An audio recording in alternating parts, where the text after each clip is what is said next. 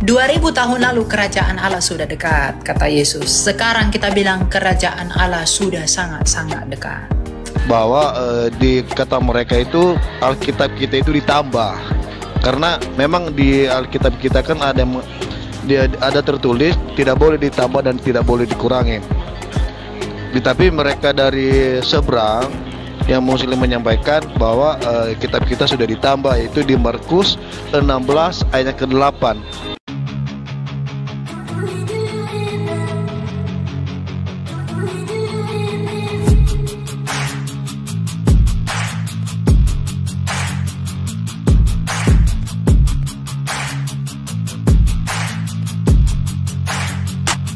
Selamat datang di channel Bela Kebenaran.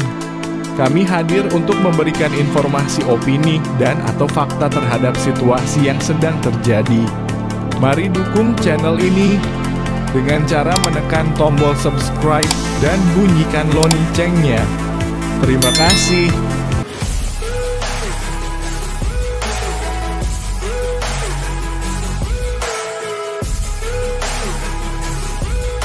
Dalam Alkitab kan sering dibilang kerajaan Allah sudah dekat, kayak waktunya udah dekat.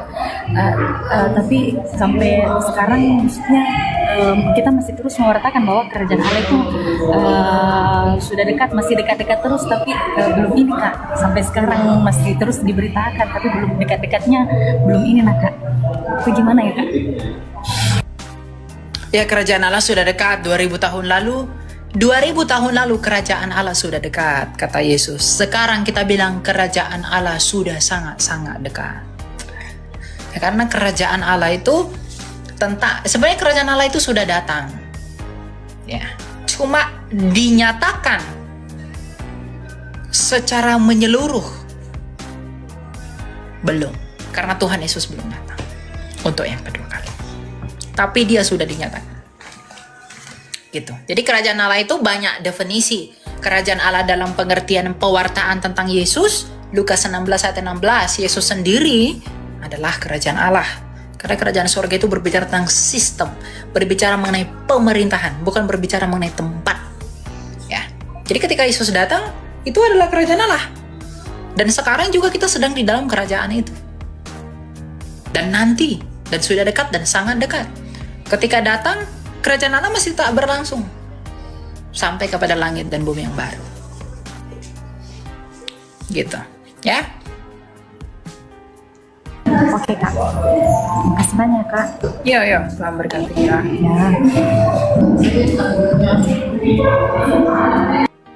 Jadi Markus begini Bang Lia, kan saya masuk ke koma lain, terus berdebat dengan tentang Markus. Saya kan belum begitu ahli seperti Bang Ilya, kan sudah bisa mengerti tentang Yahudian, udah bisa mengerti lah bahasa-bahasa. Jadi saya belum bisa menjawab ke mereka bahwa di kata mereka itu Alkitab kita itu ditambah. Karena memang di Alkitab kita kan ada tertulis tidak boleh ditambah dan tidak boleh dikurangi. Tapi mereka dari seberang yang Muslim menyampaikan bahwa kitab kita sudah ditambah, yaitu di Markus 16 ayat ke-8. Iya, Markus 16. Nah, selebih dari situ itu ditambah katanya. Nah, itu sejarahnya bisa ada begitu. Boleh dijelaskan Bang Lia, karena saya belum paham sampai di situ. Ilmu saya belum nyampe di situ, Bang Lia. Mulai dari mungkin masuk Anda mulai dari Markus 9 sampai 20 itu ditambah. Iya, betul. Itu yang ditambah. Karena kemarin gampang sih sebenarnya. Iya, karena kan ilmu saya beda, Bang. Bang Lir udah termasuk ahlinya lah. Kalau saya masih belum. Ahli, Pak. Saya hanya belajar. Gini. Menanggapi masalah itu, ini ya. Seringkali mereka menuduh bahwa Markus itu hanya sampai ayat 8, 16 ayat 8. Yang lain itu tidak ada. 9 sampai 20 itu tidak ada ya, alias palsu begitu. Saya rasa tidak, karena dua kodeks yang terkenal itu memuat ayat itu, Pak. misalnya Textus Receptus. Ayat-ayat Markus 16 ayat 9 sampai 20 itu ada. Textus Receptus itu adalah received text, naskah yang diterima, yang digunakan oleh para rasul. Ya. Bahkan di dalam naskah yang paling kritis sekalipun, misalnya naskah Westcott and Hort, itu ayat 9 sampai 20 itu ada. Kalau Anda bisa baca. Naskah yang sering digunakan oleh orang-orang liberal, Hort, itu ada. Naskah itu. Bukan berarti kalau tidak ada di Sinaiticus, berarti ayat itu tambahan. Enggak. Kodeks kita banyak. Naskah kita banyak. Tidak hanya satu naskah. Karena beragam penyalinan dan kita menilai ayat-ayat itu dicatatkan bagaimana, itu dari jarak penulisannya, paralelnya. Lagi pula dalam Markus 16 ayat 9 di Markus 16 ayat 9 sampai 20. Nah, ini kan tentang Yesus yang di dalam kemuliaannya. Ayat 15. Lalu ia berkata kepada mereka, pergilah ke seluruh dunia, beritakanlah Injil kepada segala makhluk. Siapa yang percaya dan dibaptis akan diselamatkan, tetapi siapa yang tidak percaya akan dihukum. Tanda-tanda ini akan menyertai orang-orang yang tidak percaya, orang-orang yang percaya. Mereka akan mengusir setan-setan demi namaku. Mereka akan berbicara dalam bahasa-bahasa yang baru bagi mereka. Mereka akan memegang ular, sekalipun mereka minum racun maut, mereka tidak akan mendapat celaka. Mereka akan meletakkan tangannya atas orang sakit dan orang itu akan sembuh. Sesudah Tuhan Yesus berbicara demikian kepada mereka, terangkatlah ia ke sorga, lalu duduk di sebelah kanan Allah. Ya.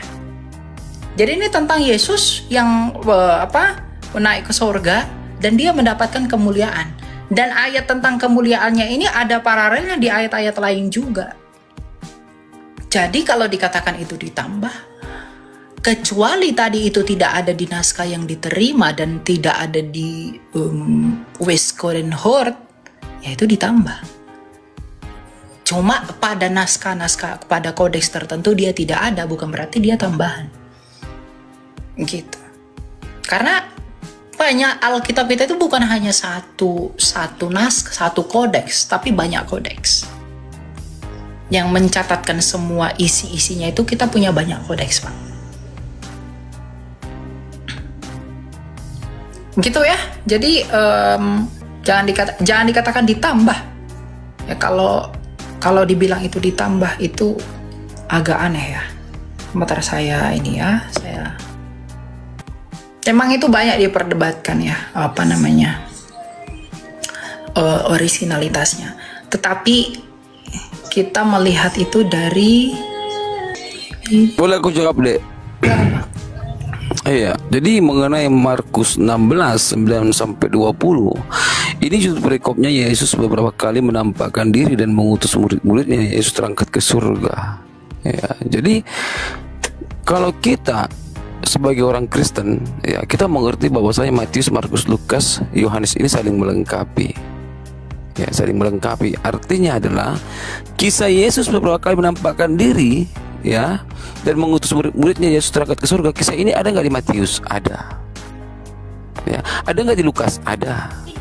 Ada nggak di Yohanes? Ada. Ya, jadi ini saling melengkapi. Artinya apa?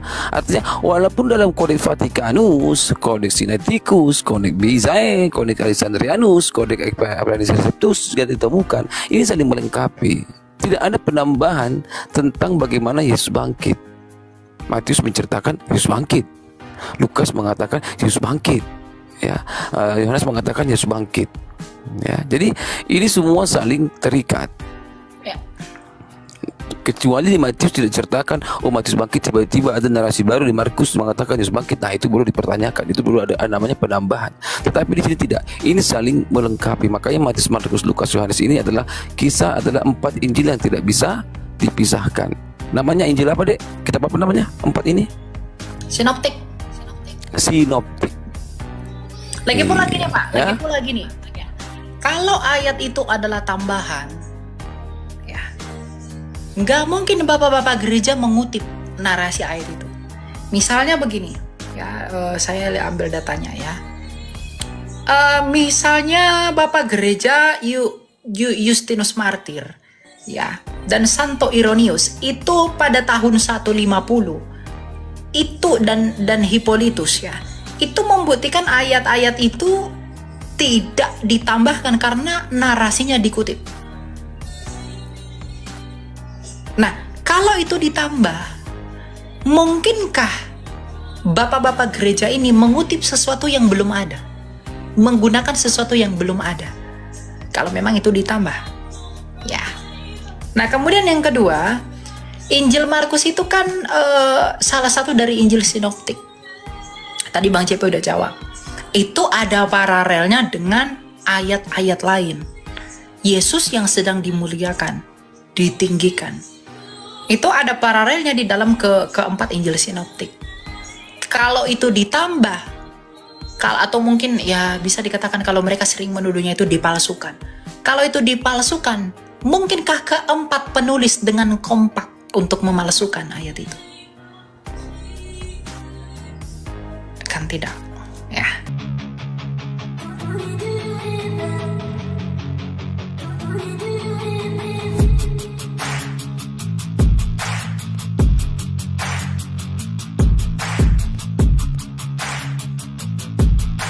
Terima kasih sahabat sudah menyaksikan tayangan kami hari ini.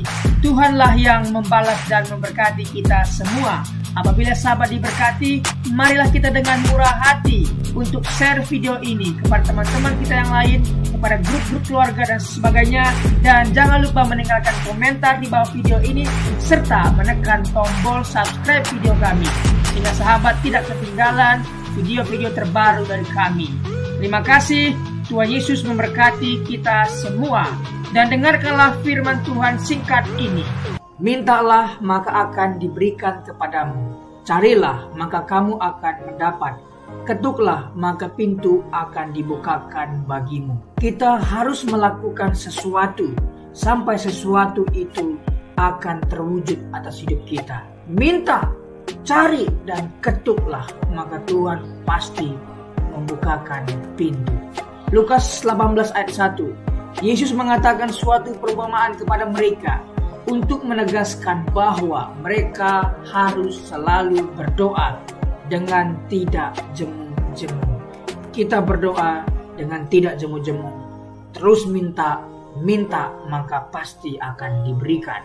Tuhan Yesus berkata, karena itu aku berkata kepadamu, apa saja yang engkau inginkan ketika engkau berdoa, percayalah bahwa engkau telah menerimanya dan engkau akan memilikinya. Amini ayat firman Tuhan ini, bahwa Tuhan pasti memberikan segala sesuatu yang kita butuhkan.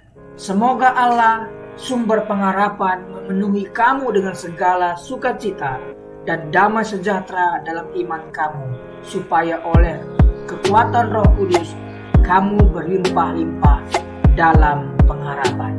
Terima kasih.